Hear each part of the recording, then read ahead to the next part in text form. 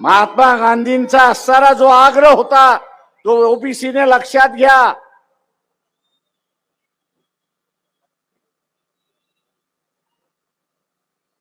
ओबीसीने पहिल्यांदा लक्षात घ्या की महात्मा गांधींना गोळ्या घातल्या या 60 कोटीसाठी नाही. महात्मा गांधींना एक वेळा नाही तर 5 वेळा गोळ्या घालण्याचा प्रयत्न झाला. आणि तो कशासाठी झाला तर सवर्णाच्या हातामध्ये तो तिरंगा होता. सवर्णाच्या हातामध्ये जो तिरंगा होता तो महात्मा गांधीने गावागावामध्ये फिरत जाऊन इथल्या साऱ्या बहुजन समाजाच्या हातामध्ये दिला आणि बहुजनाची लिडरशिप ही या देशामध्ये उभी केली. या देशातल्या लिडरशिप उभं करण्याचं श्रेय कोणाचं असेल तर हे महात्मा गांधीचं, हे आपण सारं लक्षात घ्या. मग तो माळी असेल, धनगर आहे, कुणबी आहे, लोहार आहे, सोनार आहे आणि इथला पाटीलही असेल.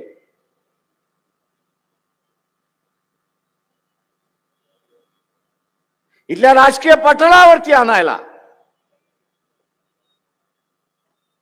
सवर्णाच्या हातामधला झेंडा इथल्या बहुजनाच्या हातामध्ये देण्याचं कामकाज कोणी केलं असेल तर ते महात्मा गांधींनी केलेलं आहे. आणि त्याच्याच बरोबर बाबासाहेबांनी इथल्या साऱ्या अस्पृश्यांच्या नव्या लढ्याचा असताना सुरुवात केली. या दोन महापुरुषाने राजकारणाचा पुन्हा कॅनव्हास बदलला.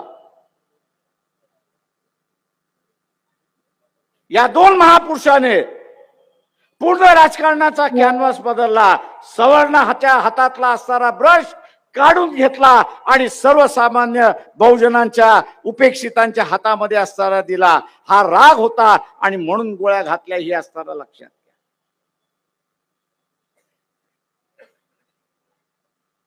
RSS वाले त्या 60 कोटीचा असणारा ताकद असेल, हिंमत असेल तर माझ्या प्रश्नाचं उत्तर द्या. त्या 60 कोटीचा असणारा करारनामा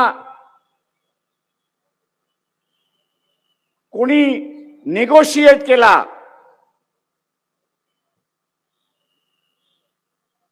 तो करारनामा जो आहे भारत देशाच्या वतीने त्याचं प्रतिनिधित्व कोण करत होतं याचं नाव सांगा. त्याच्यावरती सह्या कोणी केल्या ते असणारं सांगा. हिंमत असेल तर ते असणारं सांगा.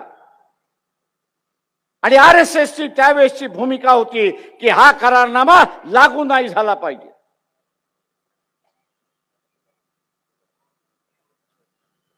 आंतरराष्ट्रीय जाणकाराचा महात्मा गांधी होता म्हणून तो म्हणाला हा देशाचा पहिला करारनामा तुम्ही तुमच्या कॅबिनेटनी केलेला आहे.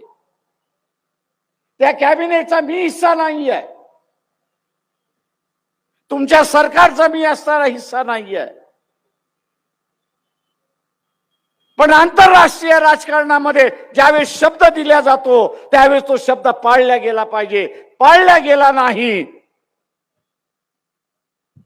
तर तुमच्यावरती कोणी विश्वास ठेवणार नाही. आणि पहिला करारनामा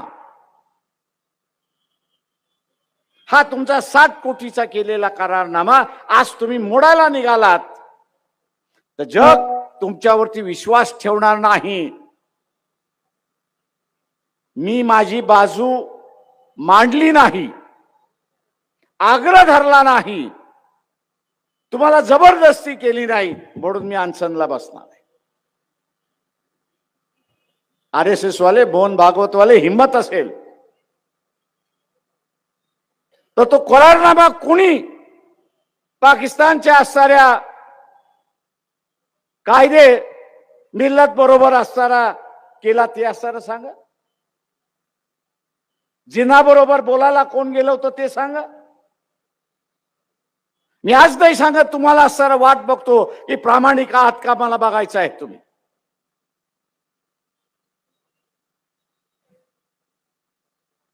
तो करारनामा कोणी केला तो असणारा सांगा.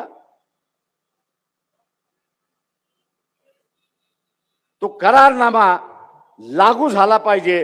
का देशाचा पहिला स्वातंत्र्य मिळाल्यानंतर पहिला आंतरराष्ट्रीय करारनामा होता आणि आंतरराष्ट्रीय करारनामा हा तुम्ही लागू करणार नसाल तर यापुढे आंतरराष्ट्रीय करारनाम्यामधला तथ्य आणि विश्वास हा तुम्ही गमावलेला असेल आणि म्हणून तो लागू करा या आग्रहासाठी महात्मा गांधी. मित्रो, इथं फसव्याचं राजकारण फार चालतं. फसव्याचं राजकारण फार मोठ्या प्रमाणात चालतं. खोटं बोलण्याचं राजकारण फार मोठ्या प्रमाणात चालतं. आणि म्हणून मोहन भागवत यांना असं आव्हान देतो की या त्या पाकिस्तान बरोबर झालेल्या 60 कोटीच्या करारनामा हा मी आज इथे आणून ठेवून देऊन आपण त्याच्यावरती चर्चा करू. तुम्ही खरे की आम्ही खरे याचा सारा दूध का दूध और पाणी का पाणी होऊन जाऊ द्या एकदा तर.